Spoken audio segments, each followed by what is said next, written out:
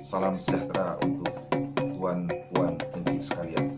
Wisata sejarah kali ini menuju Rantau Binuang Sakti di Kecamatan Kepenuhan, Kabupaten Rokan Hulu, Provinsi Riau.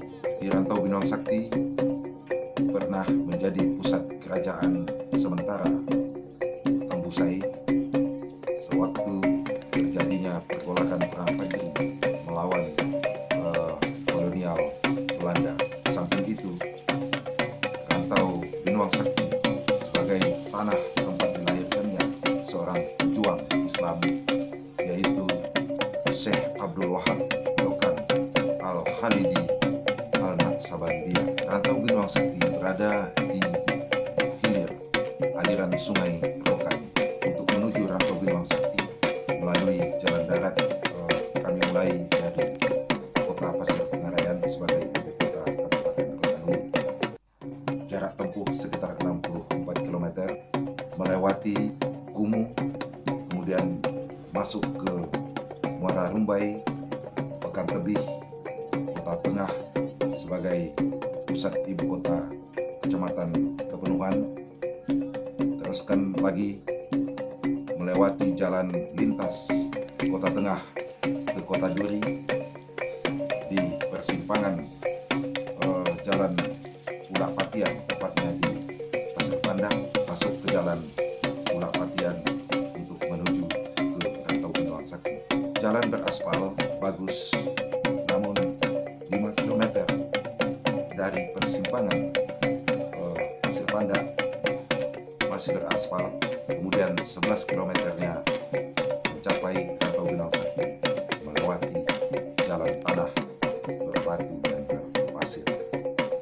Karena perjalanan ini dilakukan setelah hujan, maka harus berhati-hati. Mari kita menuju Rantau Binuang Sakti. Inilah jalan tanah sepanjang 11 km untuk mencapai Rantau Binuang Sakti. Tuan, puan, dan encik sekalian, kami sampaikan sejarah singkat kerajaan yang berkedudukan di Rantau Binuang Sakti.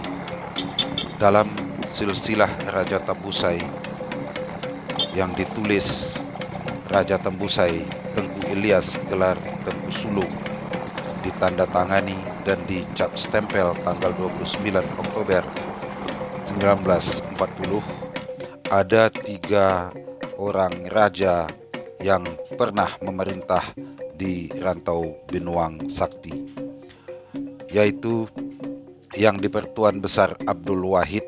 Ianya raja berkuasa penuh di kerajaan Tambusai, berpusat di Dalu-Dalu. Pada tahun 1800-an, Panglima Perang Padri Tuanku Tambusai menggunakan benteng 7 lapis di Dalu-Dalu milik kerajaan Tambusai sebagai tempat pertahanan terakhir. Sultan Abdul Wahid yang tidak menginginkan rakyatnya menjadi korban perang, maka Sultan membuat strategi memindahkan pusat kerajaan ke Rantau Binuang. Sang raja memberi pilihan pada rakyatnya, bagi sesiapa yang ingin bersama Tuanku Tambusai untuk berperang, tidak, beliau tegah, dan bagi yang tidak ingin berperang, bersama-sama dengannya pindah ke Rantau Binuang. Itulah sebabnya ketika Tuanku Tambusai kalah dalam peperangan di Dalu-Dalu, kerajaan Tambusai tidak pernah takluk dan dijajah kolonial Belanda, sebab raja sudah memindahkan pusat kerajaannya di Rantau Binuang. Sultan Abdul Wahid mempunyai 2 orang putra mahkota, yaitu Rakjis dan Muhammad Zain. Begitu Sultan Abdul Wahid mangkat, maka raja berpindah kepada Rakjis, gelar yang di Pertuan Besar Muhammad Saleh. Namun yang di Pertuan Besar Muhammad Saleh memberikan kekuasaannya kepada sang adik, yaitu Muhammad Zain, dengan gelar yang di-Pertuan Besar Muhammad Zain. Selanjutnya, Muhammad Zain lebih dikenal dengan Sultan Zainal Abidin. Masih dalam strategi pemerintahan menghadapi kolonial Belanda yang sudah berada di Siak Sri Indrapura yang berbatasan dengan Rantau Binuang Sakti, maka Sultan Zainal Abidin memindahkan pusat kekuasaan menghulu Sungai Rokan, yaitu ke Rantau Kasai. Ini adalah komplek religi di Rantau Binuang Sakti. Di dalam komplek ini terdapat rumah madrasah suluk Tarekat Naksabandiyah, ada makam raja dan makam para syekh yang pernah ada di Rantau Binuang Sakti. Ini adalah makam raja yang datang dari dalu-dalu Tambusai, yaitu makam Sultan Abdul Wahid, Raja Rantau Binuang Sakti. Makam ini tanahnya ditinggikan 7 tingkat, cukup tinggi dan banyak yang berziarah ke tempat ini. Di komplek ini ditemukan pula batu pilar peninggalan Belanda yang menurut kepercayaan masyarakat di dalamnya ada terdapat peta dan uang emas, namun sampai saat ini belum bisa dibuka dan belum bisa diketahui kebenarannya. Sultanan Rantau Binuang Sakti juga membangun benteng pertahanan dari gundukan tanah yang panjang, namun karena termakan oleh waktu, gundukan tanah berbentuk benteng pertahanan itu hampir sudah tidak terlihat lagi.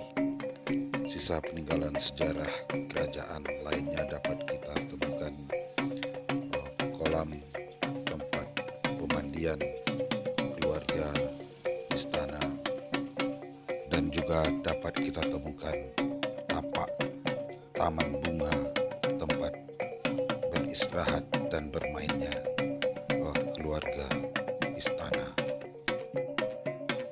Rantau Binuang Sakti tidak pula bisa dilepaskan dari seorang tokoh ulama terkemuka di Asia Tenggara, yaitu Syekh Abdul Wahab bin Abdul Manaf bin Muhammad Yasin bin Maulana Tuanku Haji Abdullah Tambusai, dengan nama yang lebih dekat di telinga masyarakat, yaitu Syekh Abdul Wahab Rokan. Ia dilahirkan di Rantau Binuang pada tanggal 28 September 1811 dan wafat 27 Desember 1926 di Basilan, Langkat. Masa kecil Syekh Abdul Wahab Rokan pernah berguru kepada seorang ulama. Ini adalah makam ulama